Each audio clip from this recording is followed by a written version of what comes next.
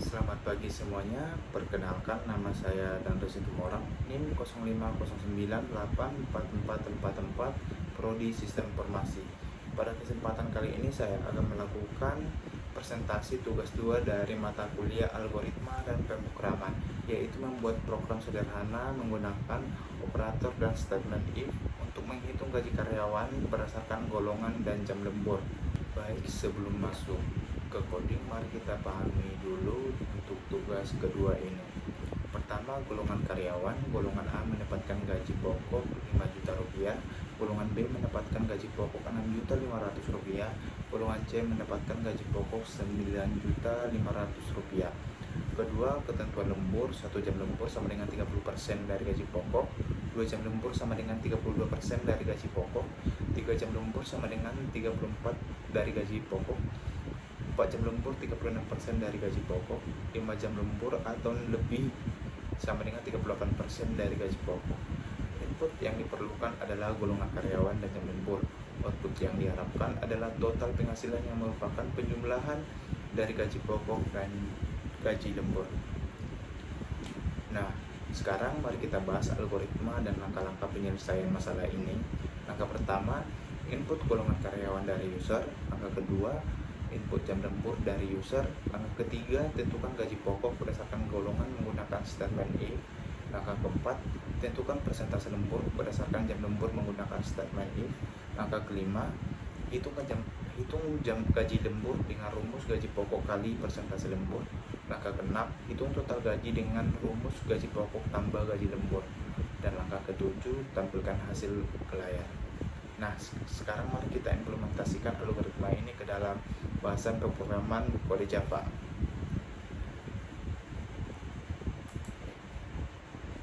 Di sini saya sudah membuat kode pemrograman Java. Tujuannya agar mempersingkat waktu, namun di sini saya akan jelaskan step by stepnya. Di sini saya membuat kelas dengan nama tugas 2.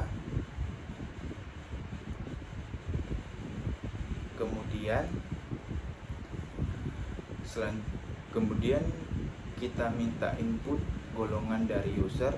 Saya menggunakan to uppercase agar input tidak case sensitif. Di sini saya buatnya.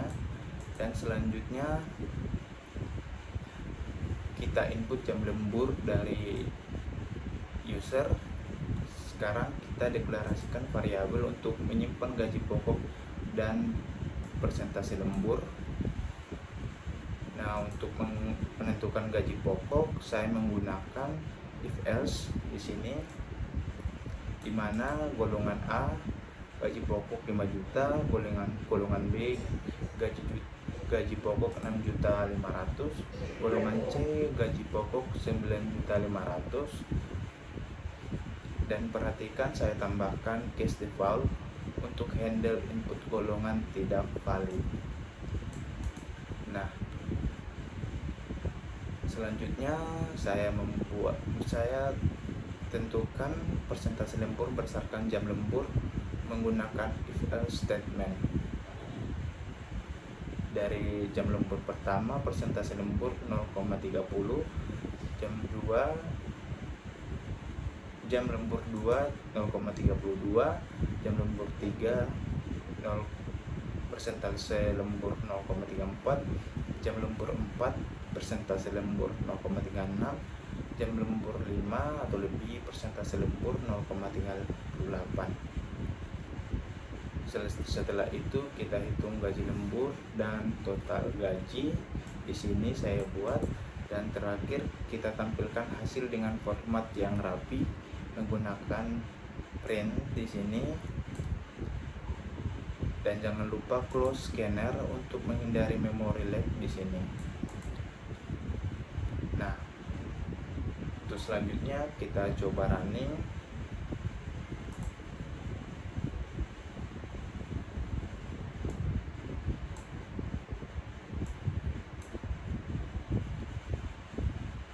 Saya akan input golongan B dan jam lembur 3. Golongan B, jam lembur 3. Nah, Hasilnya gaji pokok B adalah 6.500.000, lembur 3 jam berarti 34% dari gaji pokok yaitu 2.210.000. Total penghasilan 8.710.000. Kita coba lagi untuk golongan A, jam lembur 2. Nah, untuk golongan A gaji pokok 5 juta, gaji lembur 1.600.000, total penghasilan 6.600.000. Bagaimana kalau tidak ada lembur? Nah, kita coba untuk golongan C. Di sini kita buat golongan C, jam lembur. Nah, golongan C hasilnya hanya gaji pokok saja yaitu 9.500.000. Nah, selanjutnya saya akan menjelaskan untuk kode logik dan warning yang ada di sini. Yang pertama, penggunaan uppercase yang tadi to uppercase memastikan program bisa menerima input A, B, dan lain sebagainya. Kedua, saya menggunakan print di sini, print dengan format persen dan di untuk menampilkan angka dengan pemisah ribuan sehingga lebih mudah dibaca. Keempat, ada validasi input untuk handle golongan yang tidak valid, di sini saya buat. Dan kelima, program handle jam lembur 0 dengan memberikan persentase 0. Di sini persentase lembur sama dengan 0. Nah, sekarang mungkin teman-teman bisa melihat ada 3 warning di idea saya di sini. Nah, di sini. Mari saya jelaskan satu persatu agar tidak ada kesalahpahaman. Warning pertama, convert to try with resources atau tunjuk ke scanner declaration. Warning ini muncul karena IDEA menyarankan kita menggunakan try with results atau close scanner. Namun cara yang saya gunakan dengan input close. Di sini input close di akhir program sudah benar dan aman. Try what result memang lebih modern, tapi untuk program sederhana seperti ini, kedua cara tersebut sama-sama valid. Yang kedua, the assign value is never used. Tunjuk ke variabel declaration. Warning ini muncul karena saya mendeklarasikan variabel gaji lembur dan total gaji di awal padahal baru digunakan nanti. IDEA menyarankan untuk mendeklarasikan variabel tepat sebelum digunakan. Ini bukan error, hanya saran untuk optimasi kode struktur. Yang ketiga, warning convert to switch. Warning ini menyarankan mengubah if-else statement untuk golongan menjadi switch case karena lebih efisien. Nah, untuk kesimpulannya, jadi program yang telah kita buat berhasil memenuhi requirements tugas 2, yaitu menggunakan operator aritmatika untuk perhitungan, menggunakan statement if untuk kondisi jam lembur, menggunakan input sesuai dengan permintaan golongan dan jam lembur, output sesuai permintaan total penghasilan. Program berjalan dengan baik dan hasil perhitungan akurat. Program ini juga sudah dilengkapi dengan error handling and user friendly interface.